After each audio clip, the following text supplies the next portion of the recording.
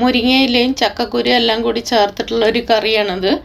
നല്ല തിക്കായിട്ടുള്ള ഒരു കറിയാണ്, നല്ല ടേസ്റ്റുള്ള കറിയാണ്.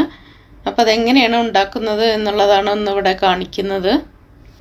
മുരിങ്ങയില റെഡിയാക്കി എടുത്തിട്ടുണ്ട്. ഇനി ഇതിനെ നന്നായിട്ടൊന്ന് കഴുകി എടുത്തിട്ട് കൊണ്ടുവരാം.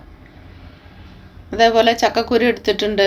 ചക്കക്കുരു നാട്ടിൽ നിന്ന് കൊണ്ടുവന്നതാണിത്. അപ്പോൾ ഫ്രിഡ്ജിൽ വെച്ചപ്പോൾ അതിൻ്റെ കളറെല്ലാം ചേഞ്ചായി. എങ്കിലും നല്ല പൊടിയുള്ള ചക്കക്കുരുവാണ്, കേടൊന്നും ആയിട്ടില്ല. ഞാനിവിടെ കുറച്ച് പരിപ്പ് എടുത്തിട്ടുണ്ട്. ഇനി ഇതിനൊന്ന് നന്നായിട്ടൊന്ന് കഴുകിയെടുക്കണം. കുക്കറിലേക്ക് ഇട്ട് കൊടുത്തിട്ട് അതിലിട്ടിട്ട് തന്നെ കഴുകിയെടുക്കണം. എന്നിട്ട് അതിൽ കുറച്ച് വെള്ളം കൂടി ഒഴിച്ചെടുത്തിട്ടുണ്ട്. ഇനി അതിലേക്ക് ചക്കക്കുരു കഴുകിയതും കൂടി ഇട്ട് കൊടുക്കുക.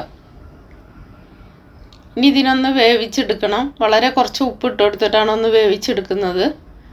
പരിപ്പും ചക്കക്കുരുവും റെഡി ആകുമ്പോഴത്തേനും തേങ്ങ അരച്ചെടുക്കുക. കുറച്ച് തേങ്ങ എടുത്തിട്ടുണ്ട്. ഇനി അതിലേക്ക് കുറച്ച് ജീരകം ഇട്ട് കൊടുക്കുന്നുണ്ട്. ഒരു 1/4 ടീസ്പൂൺ ഇട്ട് കൊടുത്തിട്ടുള്ളൂ. പിന്നെ ഒരു 5-6 ചെറിയ ഉള്ളിയും കൂടി ഇട്ട് കൊടുത്തിട്ടുണ്ട്. ഇനി അതിനൊന്ന് അരച്ചെടുക്കുക. ഇനി കുക്കറൊന്ന് തുറന്ന് നോക്കാം.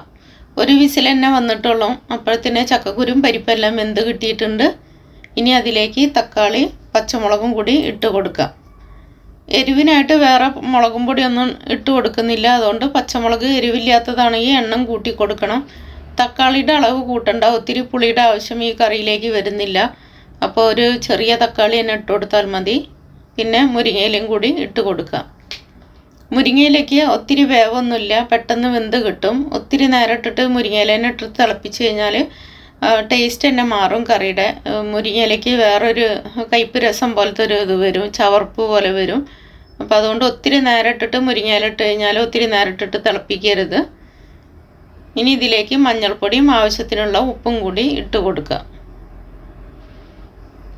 അപ്പോൾ ആദ്യം തന്നെ വെക്കുമ്പോൾ ഒത്തിരി വെള്ളം ഒഴിച്ചിട്ട് അങ്ങ് വെക്കരുത്. നല്ല തിക്കായിട്ട് വേണം കറി എടുക്കാനായിട്ട്. മുരിങ്ങയില കറി എപ്പോഴും നല്ല തിക്കായിട്ട് ഇരിക്കണം, എങ്കിലേ കറിക്ക് നല്ല ടേസ്റ്റ് ഉണ്ടാവുള്ളൂ. വെള്ളം പോലെ ആയിക്കഴിഞ്ഞാൽ ഒരു ടേസ്റ്റും ഉണ്ടാവില്ല. അപ്പോൾ ഇലയുടെ അളവ് കൂടുന്നതിനനുസരിച്ച് നിങ്ങൾക്ക് ഇപ്പോൾ ഇലയും കൂടുതലാണ്, ചക്കക്കുരുവൊക്കെ കൂടുതലാണെങ്കിൽ അപ്പോൾ അതിനനുസരിച്ചിട്ട് വെള്ളം ഒഴിച്ചു കൊടുത്തിട്ട്, അല്ലെങ്കിൽ തിളപ്പിച്ച വെള്ളം കുറച്ച് മാറ്റി വയ്ക്കുക. എന്നിട്ട് വെള്ളം പിന്നീട് വേണമെങ്കിൽ അങ്ങനെ ഒഴിച്ചു കൊടുത്താൽ മതി. ഇനി ഇതിലേക്ക് തേങ്ങ അരച്ചതും കൂടി ചേർത്ത് കൊടുക്കാം. തേങ്ങ നന്നായിട്ട് അരച്ചിട്ട് തന്നെ ചേർത്ത് കൊടുക്കണം. തേങ്ങ അരയാത്ത പരുവത്തിന് എടുത്തു കഴിഞ്ഞ് കഴിഞ്ഞാൽ ഇതിൽ ചേർത്ത് കൊടുത്തു കഴിഞ്ഞാൽ തേങ്ങ വേറെ നിൽക്കും, വെള്ളം വേറെ നിൽക്കും. അപ്പോൾ അതുകൊണ്ട് നന്നായിട്ട് അരച്ചിട്ട് ചേർത്ത് കൊടുക്കാം. അതേപോലെ ചേർത്ത് കഴിഞ്ഞാൽ ഒത്തിരി നേരം ഇട്ടിട്ട് തിളപ്പിക്കരുത്. ഒന്ന് നന്നായിട്ടൊന്ന് വെട്ടി തിളച്ച് കഴിഞ്ഞാൽ സ്റ്റവ് ഓഫ് ചെയ്യാം. ഇനി ഇതിലേക്ക് ഉണക്കമുളകും കടുകും കൂടി വറവിട്ട് കൊടുത്തിട്ടുണ്ട്. നല്ല ടേസ്റ്റുള്ളൊരു കറിയാണ് മുരിങ്ങയിലയും ചക്കക്കുരും കൂടി. അപ്പോൾ ചക്കക്കുരുവിൻ്റെ അളവ് നിങ്ങൾക്ക് എത്ര വേണമെങ്കിലും കൂട്ടി കൊടുക്കാം. എൻ്റെ അടുത്ത് ഇതേ ഉണ്ടായിരുന്നുള്ളൂ, അതുകൊണ്ടാണ് ഞാൻ അത്രയും ഇട്ട് കൊടുത്തത്.